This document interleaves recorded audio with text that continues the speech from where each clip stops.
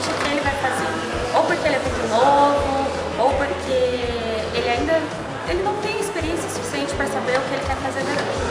A semana de engenharia na prática é importante para que os alunos tenham contato com a realidade do que aquilo que acontece na indústria e tenham uma visão mais correta de como acessar a indústria e qual é o seu trabalho no dia a dia. É importante para você ver tudo que você pode fazer quando você formar, as áreas que você pode se especializar e assim você decidir realmente se você gosta ou você não gosta e que caminho seguir.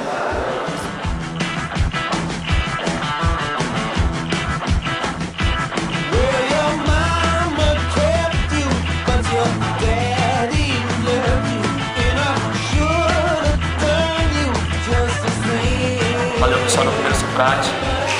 Foi uma prática muito boa aqui, a interação entre a empresa e o pessoal da faculdade. Que venham todos e que faça acontecer isso. Valeu.